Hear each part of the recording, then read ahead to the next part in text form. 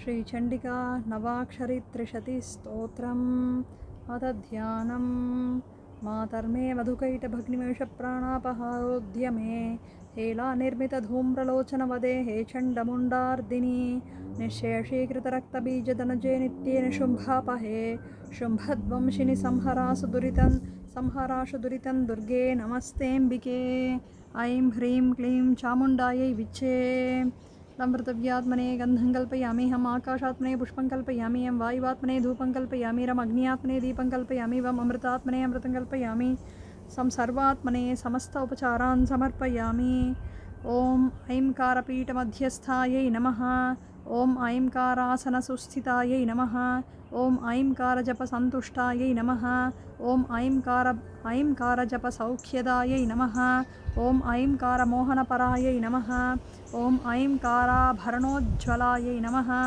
ॐ ऐंकाररूपायै नमः ॐ ऐंकार्यै नमः ॐ ऐंकारवरवर्णिन्यै नमः ॐ ऐंकारकल्पवृक्षस्थायै नमः ॐ ऐंकाराम्बुजलोचनायै नमः ॐ ऐंकारवाच्यायै नमः ॐ ऐंकारपूज्यायै नमः ॐ ऐंकारपङ्कजायै नमः ॐ ऐंकारकारणावासायै नमः ॐ ऐंकारकाननावासायै नमः ॐ ऐंकारगिरिरूपिण्यै नमः ॐ ऐंकारकन्धरासिंह्यै नमः ॐ ऐंकाराक्षरशोभितायै नमः ॐ ऐंकाराब्जसमासीनायै नमः ॐ ऐंकारमुख्यमण्डलायै नमः ॐ ऐंकारारण्यहरिण्यै नमः ॐ ऐंकारामृतवासिन्यै नमः ॐ ऐंकारकमलावासायै नमः ॐ ऐंकारोद्यानवासिन्यै नमः ॐ ऐंकारवन्दितपदायै नमः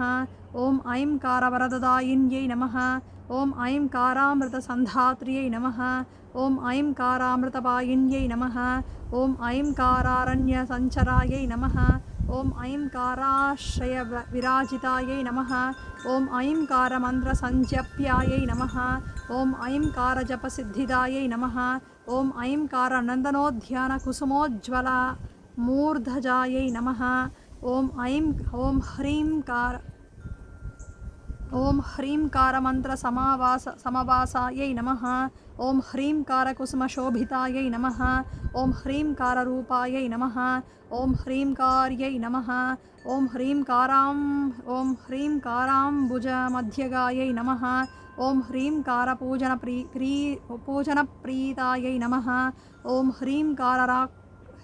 ह्रींकाराक्षररूपिण्यै नमः ॐ ह्रींकाराक्षरसञ्जप्यायै नमः ॐ ह्रींकारारण्यवल्लर्यै नमः ॐ ह्रींकारमणिभूषाढ्यायै नमः ॐ ह्रींकारारामशोभितायै नमः ॐ ह्रींकारजपसुप्रीतायै नमः ॐ ह्रींकारकमलोज्ज्वलायै नमः ॐ ह्रींकारशिखिसम्रूढायै नमः ॐ ह्रींकारानन्ददायिन्यै नमः ॐ ह्रींकारगिरिसम्भूतायै नमः ॐ ह्रींकारगिरिवासिन्यै नमः ॐ ह्रींकारोद्यानपीठस्थायै नमः ॐ ह्रींकारवरदायिन्यै नमः ॐ ह्रींकाररञ्जनपरायै नमः ॐ ह्रींकारदर्शबिम्बितायै नमः ॐ ह्रींकारोद्यानसंशोभायै नमः ॐ ह्रींकारारण्यवासिन्यै नमः ॐ ह्रींकारविलसद्रूपायै नमः ॐ ह्रींकारादित्यभास्वरायै नमः ॐ ह्रींकारेन्दुकलाधरायै नमः ॐ ह्रींकारशशिमण्डलायै नमः ॐ ह्रींकारनादरसिकायै नमः ॐ ह्रींकारास्वादभृङ्गिकायै नमः ॐ ह्रींकारवापिकाहंस्यै नमः ॐ ह्रींकारवापिकहंस्यै नमः ॐ ह्रींकारालापकोकिलायै नमः ॐ ह्रींकारोज्ज्वलसर्वाङ्ग्यै नमः ॐ ह्रींकारमधुमत्तायै नमः ॐ क्लींकारपद्मनिलयायै नमः ॐ क्लींकारहृदयस्थितायै नमः ॐ क्लीं कारबिम्बसंशोभायै नमः ॐ क्लीं काराह्लादचन्द्रिकायै नमः ॐ चन्द्रिकायै नमः ॐ क्लीं कारानन्दसन्धात्र्यै नमः ॐ क्लीं कारमणिमण्डपायै नमः ॐ क्लीं कारपीठमध्यस्थायै नमः ॐ क्लीं ॐ क्लीं कारपारसौख्यदायै नमः ॐ क्लीं सौधमध्यस्थायै नमः ॐ क्लीं कारतिलकोज्ज्वलायै नमः ॐ क्लीं कारामोदहृदयायै नमः ॐ क्लीं कारविजयप्रदायै नमः ॐ क्लीं बीजसर्वस्वायै नमः ॐ क्लीं कारबीजसर्वस्वायै नमः ॐ क्लीं स्थितायै नमः ॐ क्लीं निवासिन्यै नमः ॐ क्लीं कारसाधकपरायै नमः ॐ क्लीं कलुषापहायै नमः ॐ क्लीं कारपुष्टिसन्धात्र्यै नमः ॐ क्लीं कारकमलासनायै नमः ॐ क्लीं कारपद्मसंवासायै नमः ॐ क्लीं कारमधुबायिन्यै नमः ॐ क्लीं कारचापहस्ताढ्यायै नमः ॐ क्लीं कारेषु सुबाहुकायै नमः ॐ क्लीं कुसुममध्यस्थायै नमः ॐ क्लीं कारकुसुमशोभितायै नमः ॐ क्लीं कारमधुरालापायै नमः ॐ क्लीं ॐ क्लीं काराङ्कुशशोभितायै नमः ॐ क्लीं कारपद्महस्ताढ्यायै नमः ॐ क्लीं कारमधुवापिकायै नमः ॐ क्लीं कारहतदैत्यौघायै नमः ॐ क्लीं कारोत्पलमालिकायै नमः ॐ क्लीं कारानलसन्दग्धदुष्टदैत्यसमूहिकायै नमः ॐ क्लीं नन्दनोद्यानमणिमण्टपशोभितायै नमः ॐ चापबाणलसद्धस्थायै नमः ॐ चारुचन्द्रकलाधरायै नमः ॐ चाम्पेयकुसुमप्रीतायै नमः ॐ चारुनूपुरशोभितायै नमः ॐ चारुरूपायै नमः ॐ चारुहासायै नमः ॐ चराचरनिवासिन्यै नमः ॐ चातुर्वर्ण्यसमाराध्यायै नमः ॐ चारुशुभ्रशुशोभितायै नमः ॐ चारुकुसुमाकारनासादण्डविराजितायै नमः ॐ चामरद्वयसंविजयलक्ष्मीवाणीसुशोभितायै नमः ॐ चारुदन्तायै नमः ॐ चारुदन्तायै नमः ॐ चारुजिह्वायै नमः ॐ चारुकुण्डलशोभितायै नमः ॐ चारुदेहायै नमः ॐ चारुकण्ठायै नमः ॐ चारुहस्तायै नमः ॐ चतुर्भुजायै नमः ॐ चारुपादायै नमः ॐ चारुजङ्गायै नमः ॐ चारुवक्षोयुग्मायै नमः ॐ चारुवक्ष्यायै नमः ॐ चारुनासायै नमः ॐ चारुजगनोज्ज्वलायै नमः ॐ चारुपृष्ठायै नमः ॐ चारुकट्यै नमः ॐ चारुपार्श्वद्वयोज्ज्वलायै नमः ॐ चारुनेत्रायै नमः ॐ चारुकर्णायै नमः ॐ चारुनेत्रललाटिकायै नमः ॐ चारुकेश्यै नमः ॐ चारुकेश्यै नमः ॐ चारुमूर्त्यै नमः ॐ चारुसर्वाङ्गसुन्दर्यै नमः ॐ मुण्डसेनामहाशङ्खनादविमोहितायै नमः ॐ मुण्डसेनामहावेगगर्जनस्तम्भकारिण्यै नमः ॐ मुण्डसेनापतिसङ्गज्याशब्दपरिमोहितायै नमः ॐ मुण्डसेनापतिवृतावीनाशनसमुत्सुकायै नमः ॐ चामुसङ्गघण्टाजयघोषमूर्च्छितायै नमः ॐ मुण्डासुरचामुघोषशब्दविनिवारिण्यै नमः ॐ मुण्डजल्पवशोत्साह दैत्यसैन्यसमुत्सुकायै नमः ॐ मुण्डासुरवधोद्युक्तखड्गहस्ताशुशोभितायै नमः ॐ मुण्डासुरमहायुद्धसंस्तम्भिता सुरायै नमः ॐ मुण्डदूषितसत्यौघदैत्यसङ्गविदारितायै नमः ॐ मुण्डकोपप्रज्वलितभीतदेवसमुत्सुकायै नमः ॐ मुण्डासुरमहायुद्धदेवावाद्यसु वाद्यसुघोषितायै नमः ॐ मुण्डासुरवधोत्साहदेवादुन्दुभिघोषितायै नमः ॐ मुण्डासुरमहायुद्धपटहानद्धदैत्यगायै नमः ॐ मुण्डासुरशिरोगृह्य खड्गपातनि कृन्तन्यै नमः ॐ मुण्डासुरशिरोगृह्य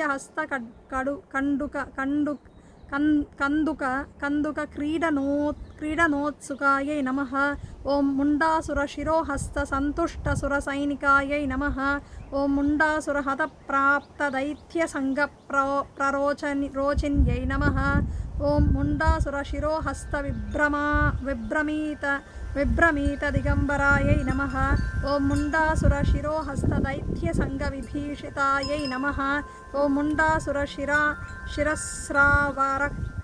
शिरश्रावरक्तवस्त्रसमुज्ज्वलायै नमः ॐ मुण्डमुण्डसुसन्दृष्टदैत्यसैन्यपालायितायै नमः ॐ मुण्डमाललसत्कण्ठलम्बजिह्वासुनर्तन्यै नमः ॐ मुण्डवस्त्रपरिधानासुशोभितसारिण्यै नमः ॐ मुण्डदैत्यवधोत्साहमुनिसङ्गसमुत्सुकायै नमः ॐ मुण्डदैत्यवधोत्साहदेवसंस्तुतवैभवायै नमः ॐ मुण्डदैत्यशिरछेत्र्यै नमः ॐ मुण्डिन्यै नमः ॐ मुण्डरूपिण्यै नमः ॐ मुण्ड्यै नमः ॐ मुण्डमथन्यै नमः ॐ मुण्डोज्ज्वलसुशोभितायै नमः ॐ मुण्डासुरवधोत्पन्नदेवर्षिगणस्तोषितायै नमः ॐ डमरोत्कटसन्नद्धायै नमः ॐ डाकिनीगणसेवितायै नमः ॐ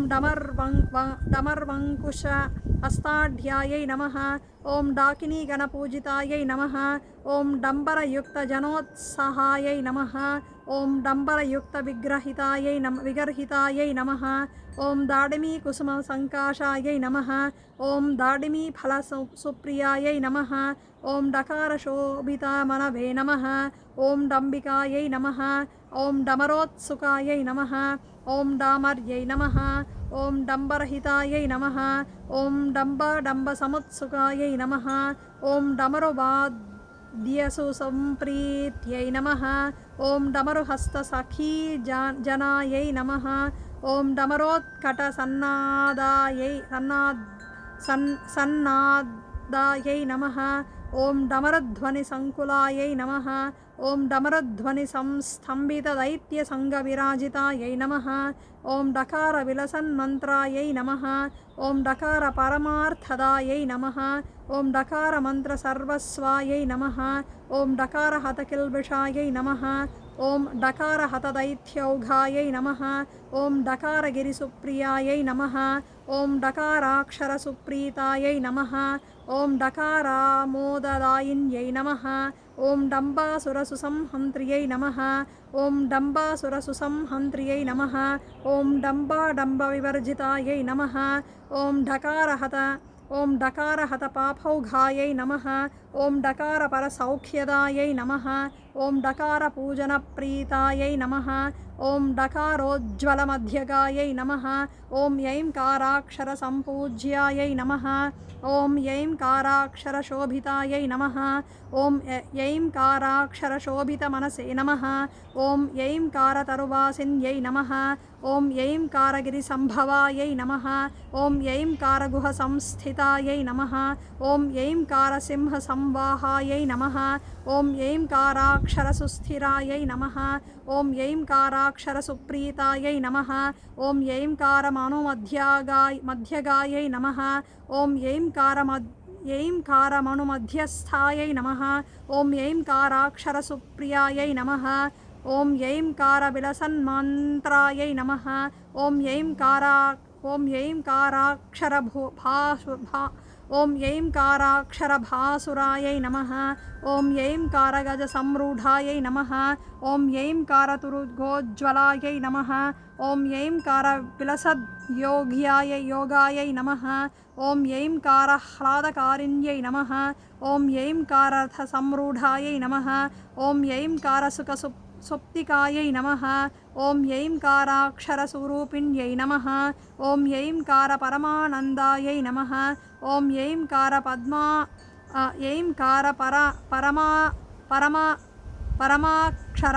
परमाक्षरायै नमः। ॐ ऐंकारनन्दहृदयायै नमः। ॐ ऐंकारपरसौख्यदायै नमः। ॐ ऐंकारसुखसंसुप्तायै नमः। ॐ ऐंकारायै नमः। ॐ ऐंकाररूपिण्यै नमः। ॐ ऐंकारज्ञानसम्पन्नायै नमः। ॐ ऐंकारपररूपिण्यै नमः। ॐ ऐंकारसम्पदापत्यै नमः। ॐ ऐंकारफलदायिन्यै नमः। ॐ ऐंकारजपसौख्यदायै नमः। ॐ विज्ञानजनसन्तुष्टायै नमः। ॐ विज्ञानजनपूजितायै नमः। ॐ विज्ञानजनसुप्रीतायै नमः। ॐ विज्ञानजनसौख्यदायै नमः। ॐ विज्ञानपरमानन्ददायै नमः। ॐ विज्ञानजनतोषिण्यै नमः। ॐ विज्ञाननन्दसुखितायै नमः। ॐ विज्ञानतत्त्वसन्दर्शायै नमः। ॐ विज्ञाननन्दरूपिण्यै नमः। ॐ विज्ञानवादसुप्रीतायै नमः। ॐ विज्ञानार्थविदाम्बरायै नमः। ॐ विज्ञानवादमध्यस्थायै नमः। ॐ विज्ञानघनरूपिण्यै नमः। ॐ विज्ञानज्ञानसन्धात्र्यै नमः। ॐ विज्ञानसुखदायिन्यै नमः। ॐ विज्ञानार्थविवादकारणानन्दविग्रहायै नमः। ॐ विज्ञानतत्त्वपदार्थजनसन्देहनाशिन्यै नमः। ॐ विज्ञानज्ञानविदितायै नमः। ॐ विज्ञानारण्यवासिन्यै नमः। ॐ विज्ञानासवसुप्रीतायै नमः। ॐ विज्ञानमधुपायिन्यै नमः। ॐ विज्ञानामृतसम्भासायै नमः। ॐ विज्ञानामृतपायिन्यै नमः। ॐ विज्ञानामृताब्धिमध्यस्थायै नमः। ॐ विज्ञानाब्धिसमाह्लादायै नमः। ॐ विज्ञानाब्धिचन्द्रमासे नमः।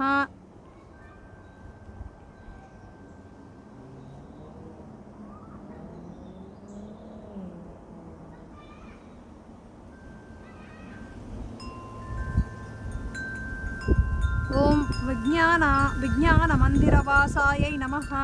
ॐ विज्ञानमधुभृङ्गिकायै नमः। ॐ विज्ञानरथसम्रूढायै नमः। ॐ विज्ञानतुरगोज्ज्वलायै नमः। ॐ विज्ञानहृदयानन्दसत्स्वरूपप्रदयशिन्यै नमः। ॐ विज्ञानानन्दसंयोगप्रबोधनपटीयस्यै नमः। ॐ विज्ञानमण्डपान्तस्थसुपूजितपदद्वयायै नमः। ॐ चेतनायै नमः। ॐ चेतनारूपायै नमः। ॐ चेतनारूपधारिण्यै नमः। ॐ चेकाराक्षरसम्पूज्यायै नमः। ॐ चेकाराक्षरमूर्धजायै नमः। ॐ चेकारशोभितमनवे नमः। ॐ चेकाराक्षरशोभितायै नमः। ॐ चेकारसिद्धनैर्मल्यायै नमः। ॐ चेकारसिद्धनैर्मल्यायै नमः। ॐ चेकाराक्षरसौख्यदायै नमः। ॐ चेकिताशेषभुवनायै नमः। ॐ चेकारानन्द्यदायिन्यै नमः। ॐ चेरदेशकृतावासायै नमः। ॐ चेरदेशसुरक्षितायै नमः। ॐ चेकाराक्षरसंशोभायै नमः। ॐ चेरेश्वरसुरक्षितायै नमः। ॐ चेकारान्त्यसुशोभितायै नमः। ॐ चेकाराक्षरसञ्जप्यायै नमः। ॐ चेकाराक्षरसंयुतायै नमः। ॐ चेकाराक्षरमन्त्राद्यजपसन्तोषादायिन्यै नमः। ॐ चेतिराजकृतद्वेषायै नमः। ॐ चेतिराजमानितायै नमः। ॐ चेतिराजसंहन्त्र्यै नमः। ॐ चेतिराजसंहन्त्र्यै नमः। ॐ चेतिराजभ्यप्रदायै नमः। ॐ चेतिराजसमुन्मूलनाशनोत्सुकविग्रहायै नमः। ॐ चेतिराजप्रमोत्पन्नसंसुकविराजितायै नमः। ॐ चेतिराजवधोत्साहायै नमः। ॐ चेतिराजवदत्प्रियायै नमः। ॐ चेतिराजशिरोहन्त्र्यै नमः। ॐ चेतिजनसुरक्षितायै नमः। ॐ चेतनायै नमः। ॐ चेतनोज्ज्वलरूपिण्यै नमः ॐ चेरचोळादिदेशास्तराजकोरविनाशिन्यै नमः ॐ ऐं ह्रीं क्लीं शोभायै नमः ॐ चामुण्डायै सुपूजितायै नमः ॐ इच्छे विशेषतत्त्वार्थज्ञानज्ञेयस्वरूपिण्यै नमः ॐ महाकाली महालक्ष्मी महासरस्वती स्वरूपिण्यै चण्डिका परमेश्वर्यै नमः ॐ श्रीदुर्गा परमेश्वर्यै नमः ॐ लं पृथिव्यात्मने गन्धं कल्पयामि हम आकाशात्मने पुष्पं कल्पयामि एं वायुवात्मने धूपं कल्पयामि रं अग्न्यात्मने दीपं कल्पयामि वम् अमृतात्मने अमृतं कल्पयामि सं सर्वात्मने समस्तोपचारान् समर्पयामि. नमस्कारं. Thank you.